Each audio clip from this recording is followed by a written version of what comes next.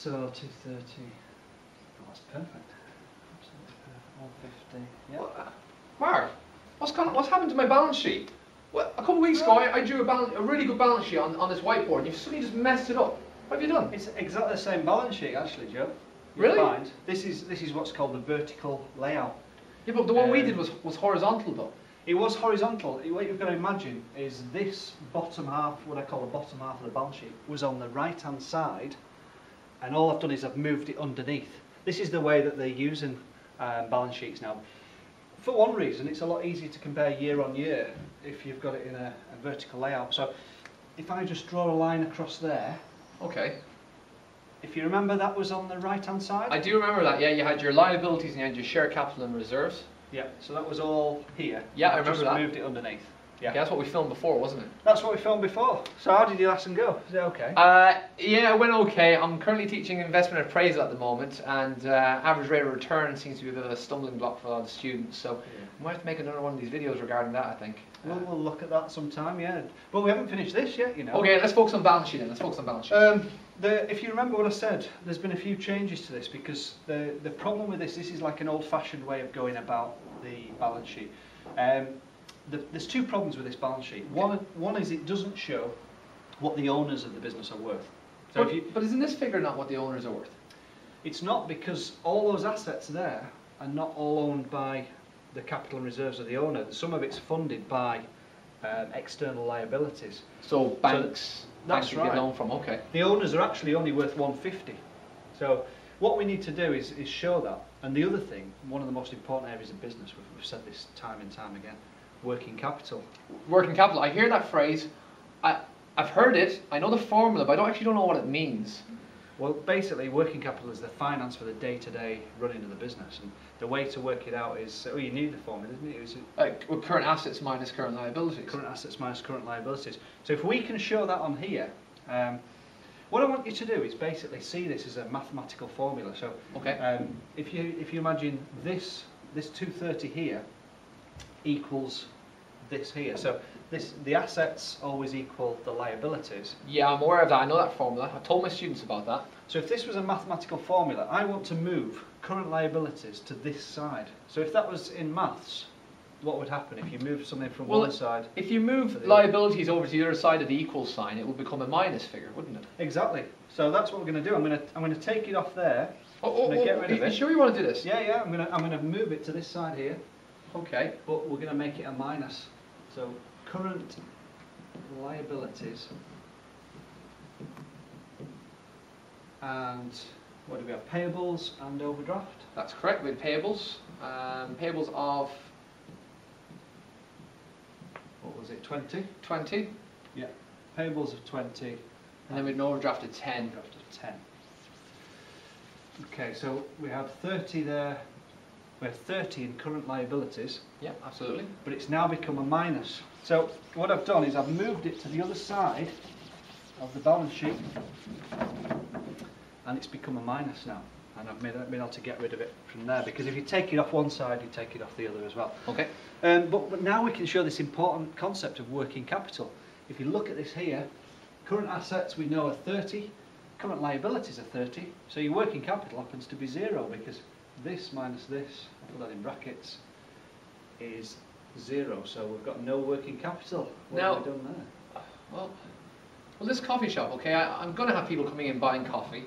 I don't really buy a great deal of stock, but do you not think I can run this business with 0 working capital?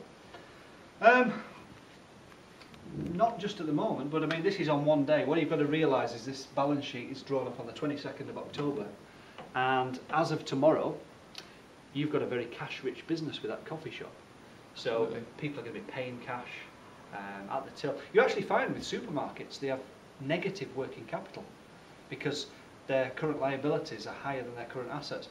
But that doesn't matter because they've always got cash flowing in every day. Just so like their inventory turns over quite quick, I'm thinking. That's right, that's Okay. right. And all of these don't need paying on one day, if So you think about it. So it can work, a business can work with 0. It's a bit like, I know Tesco got an asset test ratio of 0.4 to 1, which is considered unhealthy, but the fact that they're selling such high volume of inventory means it's not necessarily a worry for them because they're a profitable company. That's right, that's right. And as I say, they've got the cash coming in on a daily basis, so it's not a big issue. These current liabilities, they don't need paying off straight away, so let's not worry too much about it for now. Okay. So the other thing, we want to show what the owners are worth. Okay. So I'd like to move that to the other side. Because basically these assets aren't really assets because some of them are being funded by debt, so the debt needs to be taken away, doesn't it? That's right. Okay. And the same principle, if that's the one side of the formula, if we want to get rid of it, we have to make it a minus. So I'm going to now minus. You're slowly convincing me here, Mark. I mean, I did like my other balance sheet I drew, but you're sort of turning me around to this this whole idea of the vertical balance sheet. It's a lot better, and it's the way that companies have to do it by law.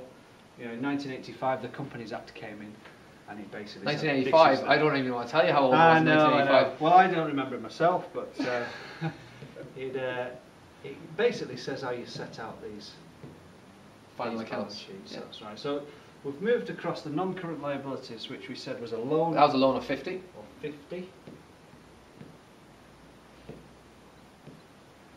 And the only thing we need to do is perhaps just move this down a little bit, this share capital and reserves. It's a little bit tight, isn't it? So it's a little bit tight to squeeze in what we need. If I just move that heading down. You can't get the whiteboards these days, can you? They're too small. So if we call this capital and reserves. Yep. On balance sheets these days, it can also be called equity capital or equity section on the balance sheet. We're going to call it capital and reserves. Okay. So I've just got rid of that because I moved it to the other side. Okay. Remember that? It's looking quite tidy. I'm liking this balance sheet now. It's coming on, isn't it? So the non-current liabilities, we said that was a minus. Yeah. And we've got a balancing figure at the bottom now of 150. Okay. So what that shows is the owners are worth 150. So it really does show the true value of the owners of the company. That should balance with all of this top section now. Okay. Now, so you mean all of your assets? All of the assets less any liabilities. Okay. These are the minuses. So we're going to call this top half net assets. Net assets. Okay. Okay. So if I put net assets there. Net assets being it's all your assets taking away all your liabilities. That's right. So basically we've got the 200. Yep. And then we added on 30 and took off 30. So we still had 200. Yep. And then we took off a final 50. Which was the long-term loan. It was long-term loan. So that left us with 150. Right, okay, now I see what you're doing. That balances basically. So that's what we mean by a balance sheet, where your assets minus your liabilities equal your equity. That's exactly right. So here we have, I mean, it's a crazy way to do it if you think about it. We've got a huge top of the balance sheet. All of that there is the top of the balance sheet. Right up to that whole section there is the top of the balance sheet, and that's the bottom of the balance sheet. So if you think about it, there's two sections.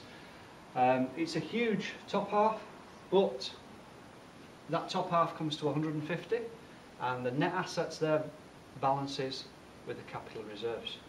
Okay, it looks pretty good. I'm not gonna fight you on this one. You've sold me. You've sold me on a balance sheet. I think I could go out and I can deliver this to a bunch of A2s. I think. I mean, the last one we did, it balanced at 230, didn't it? It balanced at 230. It was okay. See, I thought that was the value of the business, though. But it didn't show the true value of the business, and it didn't show working capital.